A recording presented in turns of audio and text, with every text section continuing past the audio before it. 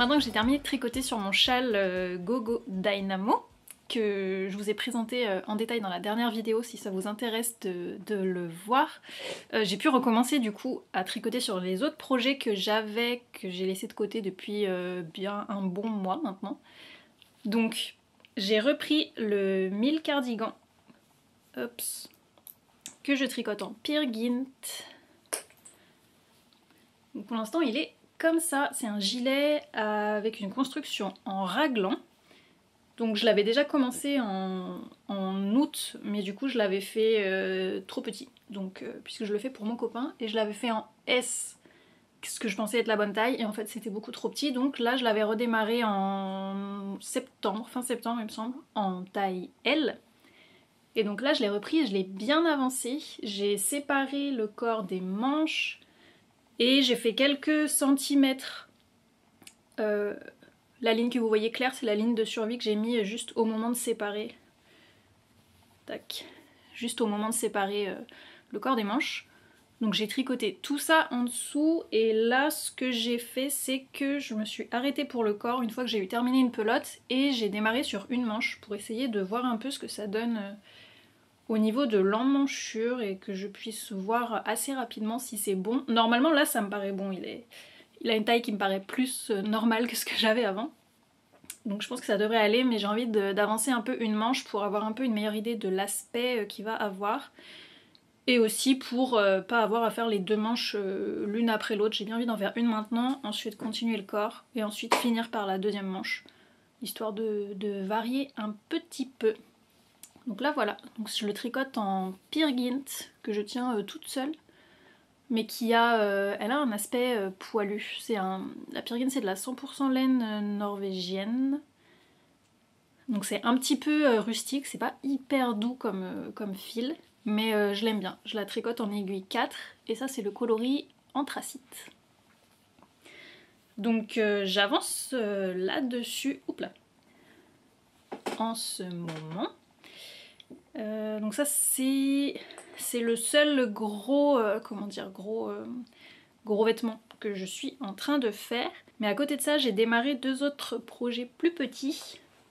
Donc, alors le premier c'est les Lemon Drizzle mitaines. C'est un patron qui est sur Ravelry en fait, que j'ai pris un peu par hasard on va dire. En fait c'est un patron qui est sous forme de cale mystère, qui a démarré début novembre, quelque chose comme ça. Qui est sous forme de 4 indices, mais donc du coup c'est des mitaines, donc c'est vraiment des petits indices. Et de ce que j'ai vu, le dernier indice, donc la 4e semaine, ce sera en fait la recette du gâteau au citron, qui est sur l'image de couverture du cal. Et lemon drizzle, je sais pas ce que ça veut dire, ça fait citron quelque chose, donc je suppose que c'est un rapport avec le gâteau au citron. Et du coup le 4e indice ce sera la recette, donc on a que 3 indices tricot. Là il y en a déjà 2 qui sont sortis, et c'était un cal gratuit. Enfin le patron est gratuit, donc en fait je l'avais téléchargé sans vraiment savoir si j'allais le faire ou pas. Et en regardant les premières photos de ce que les gens avaient fait, ça m'a bien plu. Et en plus j'ai besoin d'une paire de mitaines parce que j'en ai pas. Et il y a certains jours où je commence à avoir un petit peu froid aux mains, donc je me suis dit que c'était l'occasion. Donc je suis partie avec mon fil de chez Lubiloon, le vert gris à stélina doré comme ça que je vous avais montré, avec lequel je pensais faire des chaussettes. Et au final je me dis, comme il est vraiment tout doux, je pense que il serait sympa pour des mitaines, et au moins je le verrais plus que s'il est juste sur mes pieds, de l'avoir sur les mains. Donc je suis partie là-dessus, parce que normalement il faut... il me semble qu'il fallait entre 150 et 180 mètres de DK. Donc ça c'est un écheveau de fingering que je tiens du coup en double, donc j'ai 200 mètres de DK là-dedans, donc ça devrait être largement suffisant. Et donc j'ai démarré et ça donne ça. Donc ça c'est la main droite. Je vais vous le mettre. Tac. Donc pour moi, je pense que ça va être... Elles sont un petit peu grandes, je pense. Je fais la taille la plus petite sur les deux, par contre j'ai pas fait d'échantillon et j'utilise des aiguilles 3,5. Dans le patron c'est recommandé d'utiliser des aiguilles 3,25 pour les côtes en bas et 3,5 à partir d'ici. Moi j'ai pas de 3,25 donc j'ai fait 3,5 depuis le bas, c'est pas gênant. Par contre je pense qu'au niveau de la main, moi pour que ça soit un peu plus ajusté, j'aurais pu enlever peut-être bien 4 mailles. Mais c'est pas gênant, enfin c'est pas hyper grand non plus. Et en fait j'aime beaucoup, c'est tout en texture, il n'y a qu'une seule couleur. Et c'est tout un travail de... C'est qu'un travail de mailles croisées en fait, qui forment le motif dessus. Et je trouve ça très chouette. J'aime beaucoup les tricots en texture moi. Donc je suis bien contente d'avoir lancé ça. Ça monte hyper vite. Là je me suis arrêtée parce que j'attends l'indice d'après. Et j'ai pas démarré la deuxième parce que je veux être sûre d'abord que la taille de celle-là me convient au niveau largeur et que je me dise pas qu'il faut finalement que je défasse pour refaire plus petit avant de lancer l'autre. Donc voilà, pour l'instant j'attends, mais je les trouve très très sympas et dans cette couleur j'aime beaucoup. Donc j'avance, ça c'est en attente d'ici le prochain indice qui devrait être... j'ai pas fait attention quel jour sortaient les indices, mais il devrait arriver aux alentours du 16 je pense, quelque chose comme ça. Donc ça, et le deuxième petit projet c'est ceci. En allant à Lille Weasel l'autre jour, quand ils ont ouvert leur 3e boutique, donc je suis allée y faire un tour avec Jeanne, de la chaîne Jeanne et Léna. Donc finalement on a pu se voir, on s'est raté au Nitit, mais on a pu se voir sur Paris le week-end du 8 9 du 9. On est allé à l'ouverture de la 3e boutique Lille Weasel.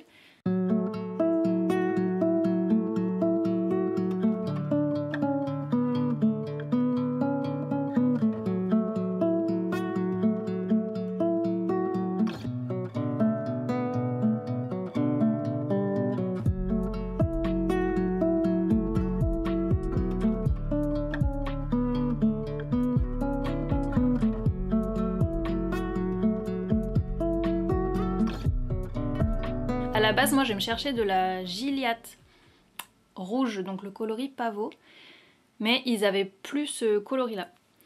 Et comme j'avais quand même très très envie de rouge, je me suis pris de la Arwetta, c'est le coloris 138.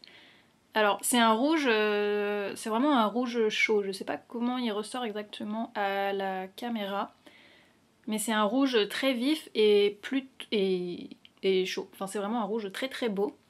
Donc j'ai pris 2 pelotes de 50 grammes dans l'idée de me faire une paire de chaussettes DK, donc en partant des Slow Morning DK, donc, que je vous ai mis en tutoriel, et en ajoutant, en faisant une petite variation en mettant des torsades dedans. Donc j'ai démarré ça, et voilà ce que ça donne. Alors l'avant est où? L'avant est là. Tac.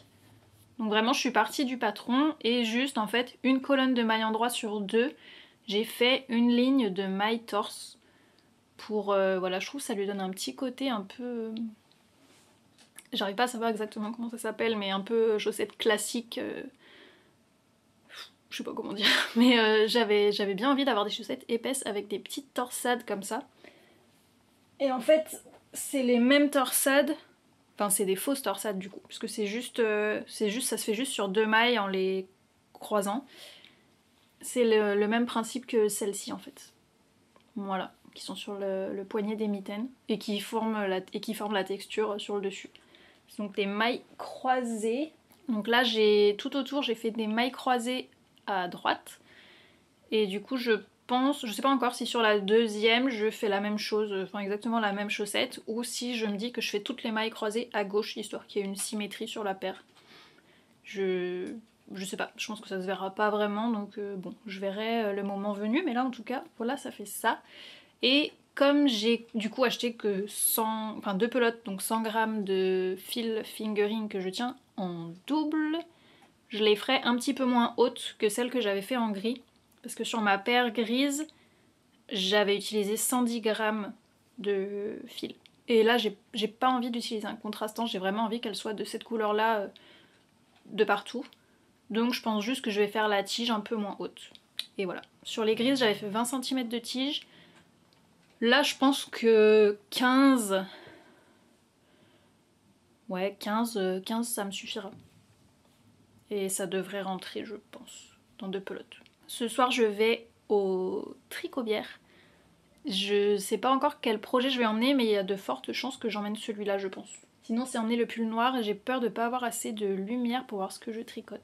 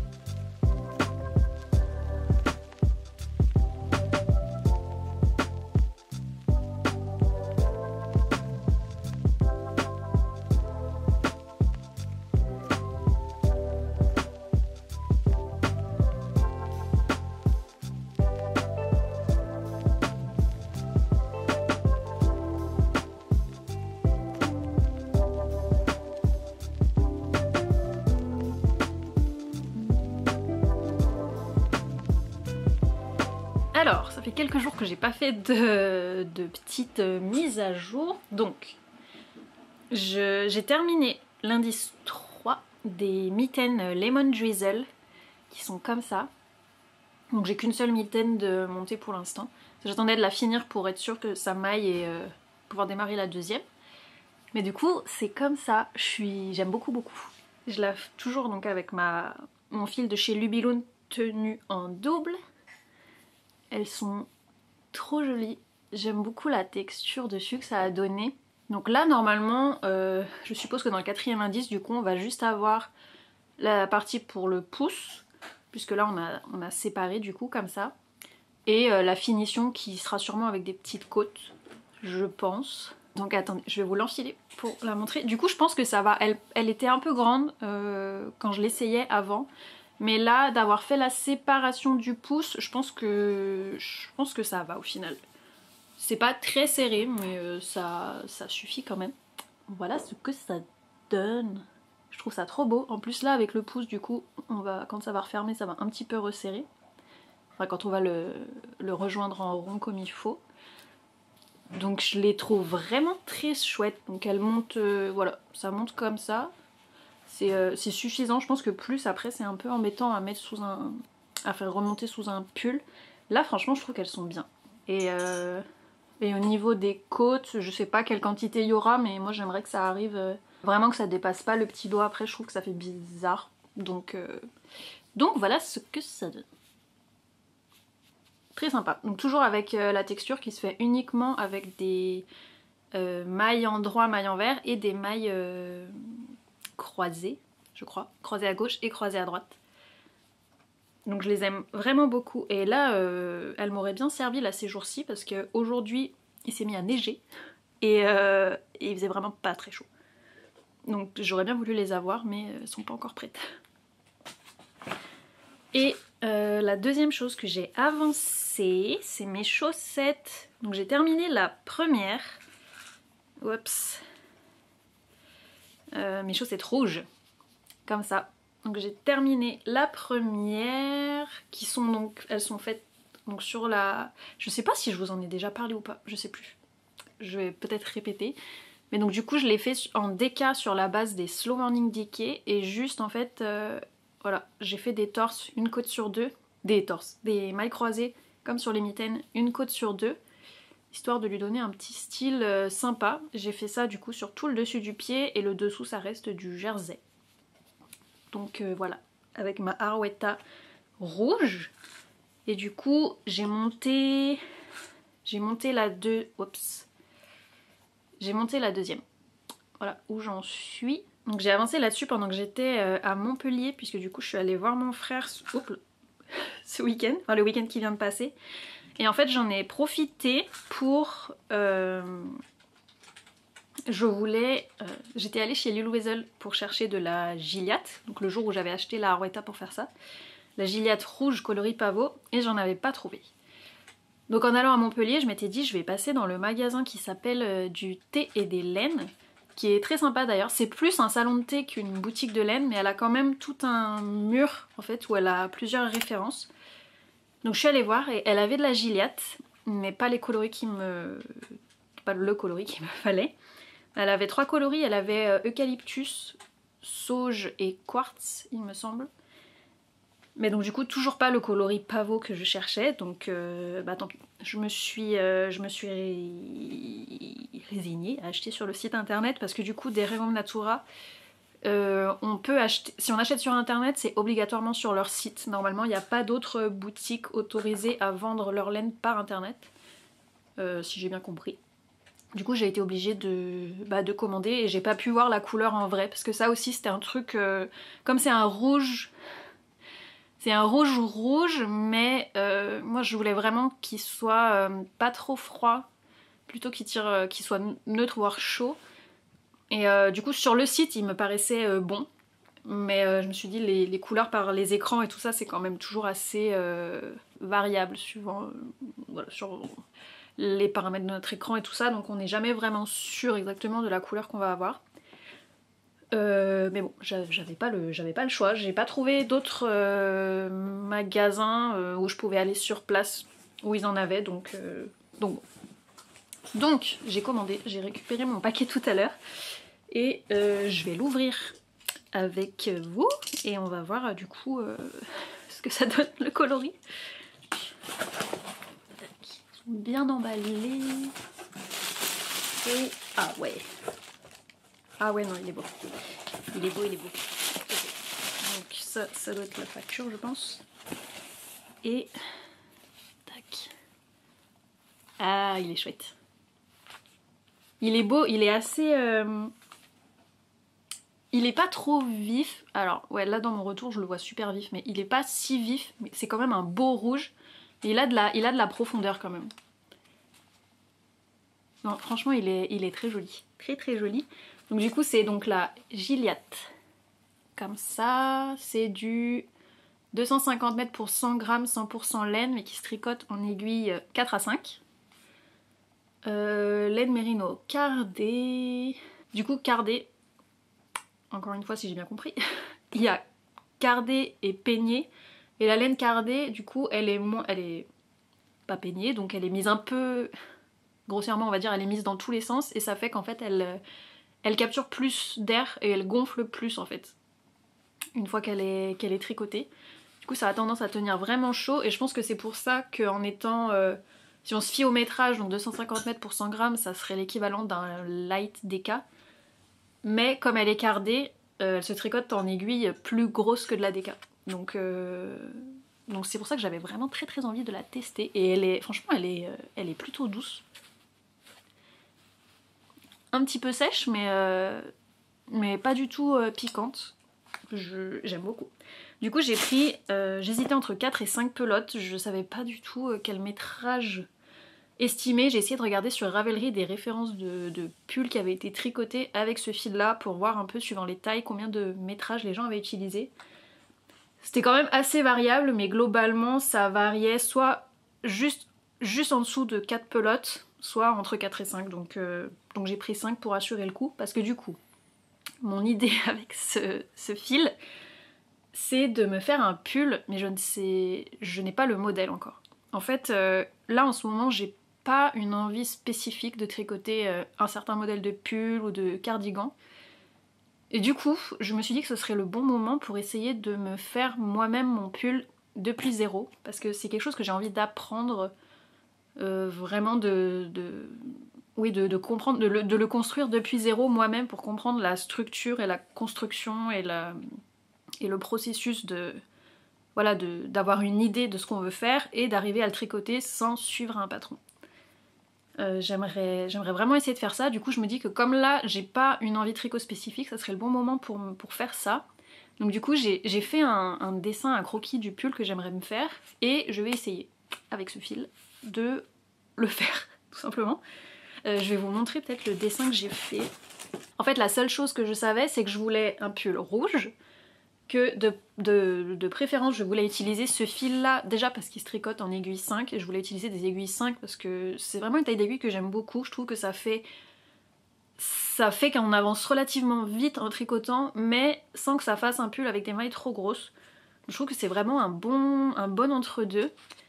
Et logiquement, comme si je crée ce pull depuis zéro, je vais sûrement avoir à faire et défaire un certain nombre de fois. Bon, je préfère que ce soit pas une épaisseur fingering ou sport, voilà.